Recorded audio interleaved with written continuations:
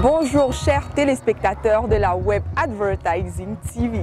Bienvenue au Musée national de Yaoundé qui présente des activités culturelles par rapport à la Semaine de la jeunesse qui en est à sa 52e édition. Pour cela, ici, il est organisé un village jeunesse. Nous remarquons la présence des établissements. Ce qu'ils sont venus faire ici, nous ne savons pas, mais également des entreprises représentées. Pour cela et pour en savoir plus, je vous propose de me suivre. Allons-y.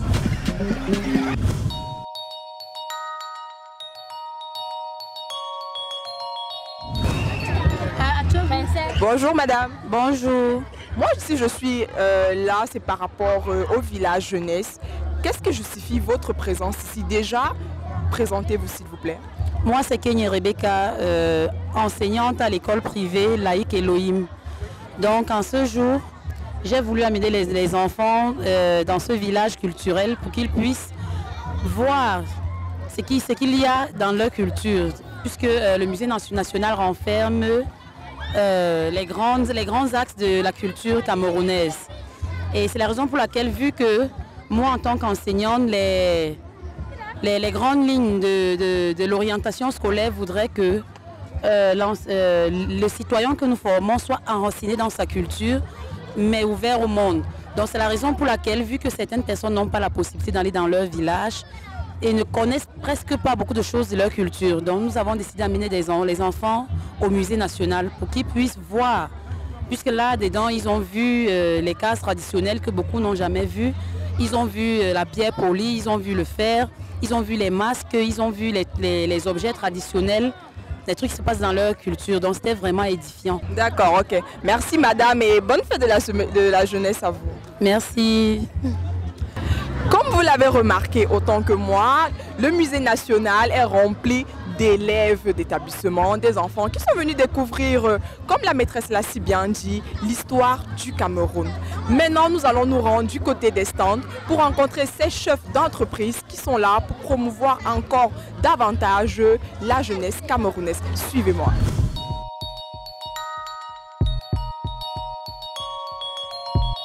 Valeurs d'Afrique, c'est une organisation non gouvernementale qui valorise les cultures africaines tout en luttant contre l'exode rural. Aujourd'hui, Valeurs d'Afrique se retrouve ici au Musée national dans le cadre de la foire organisée par le ministère de la Jeunesse. La présence de Valeurs d'Afrique ici parce que c'est un programme qui concerne les jeunes d'abord, puisque nous savons que le développement du monde rural, l'exode rural, l'immigration clandestine, c'est un phénomène qui touche les jeunes. Alors, il faut que les jeunes sachent, il faut que les jeunes comprennent qu'il y a des opportunités. C'est pourquoi nous sommes ici au village jeunesse, sous l'invitation du ministère de la Jeunesse et de l'Éducation civique. Depuis 2015, Valeurs d'Afrique organise le Salon des activités éco-loisirs et culturelles, le CELAC, à la base nautique de Tchang. Et en dehors de ces programmes, Valeurs d'Afrique, comme réalisation, a également enregistré, n'est-ce pas, le rehaussement ou alors la valorisation de plusieurs villages qui jadis étaient délaissés et qui, grâce à Valeurs d'Afrique, aujourd'hui sont des pôles de tourisme. Valeurs d'Afrique a permis à ces jeunes du village d'Ebalé de comprendre l'importance de leur village. Et voilà, en dehors de Djebalé, nous avons d'autres villages avec lesquels nous travaillons, par exemple Souza qui est dans les périphériques de Douala et qui aujourd'hui abrite ou alors accueille beaucoup de touristes et valorise déjà sa culture grâce au programme de Valeurs d'Afrique. Les projets de Valeurs d'Afrique à venir, déjà le 16 février, Valeurs d'Afrique organise un forum au JICAM qui va porter sur l'impact socio-économique de l'immigration clandestine. Alors, et ce forum a pour mission et pour objectif de présenter, n'est-ce pas, aux jeunes des opportunités qu'offre leur village, en même temps de présenter aux jeunes les programmes d'appui que le ministère de la Jeunesse et de l'Éducation civique met sur pied au bénéfice de ces jeunes.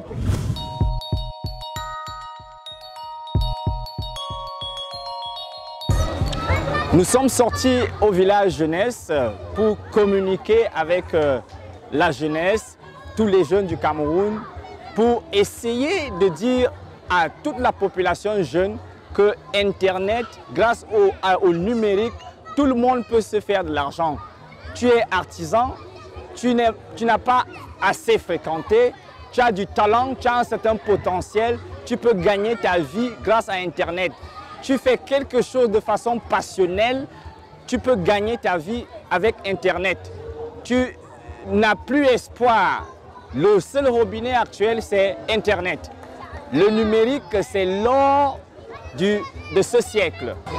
Nous sommes situés à Yaoundé, au rond-point Lankak, à Douala, en face de l'hôtel Lumière, à Akwa.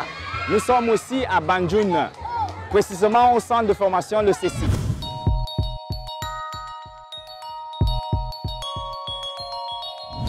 Well, here at the National Museum is a fair for the Youth Week. And we are rightly in front of the Bimbia stand, Valeurs d'Afrique, Bimbia. And we can see here Bimbia, the Forgotten Door. Bimbia is situated in the southwest region of Cameroon, precisely in Bimbia, some few kilometers away from the Jalakwan Sport Academy. Bimbia is a slave trade village. It's a village where our ancestors were captured, kept, maltreated for some time before being transported to the Americas and to Europe. Roots and Reconnection is an association.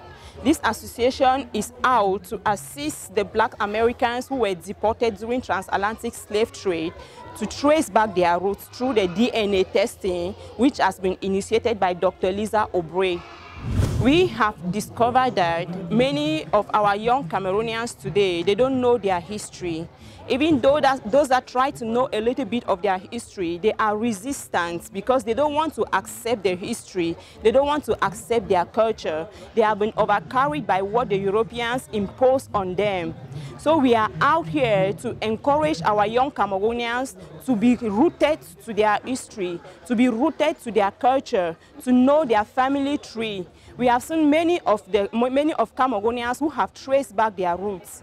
For example, we have Blair Underwood, who traced his roots to Babongo village. We have Condoleezza Rice, who traced her roots to the Tika ethnic group. We have Don Chido. We have Oprah Winfrey.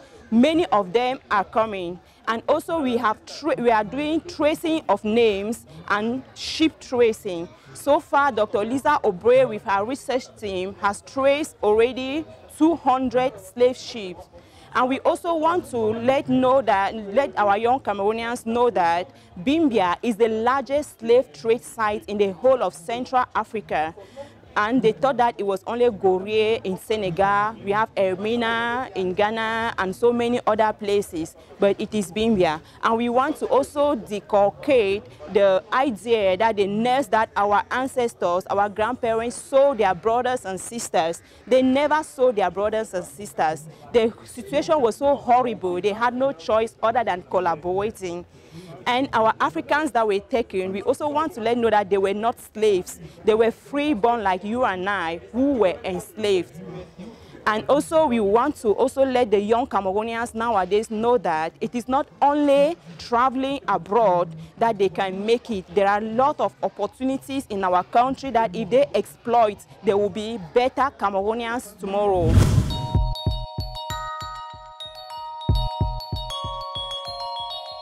Nous sommes arrivés au terme de notre balade, ici au village jeunesse, qui s'est tenu au Musée national du Cameroun pendant 11 jours.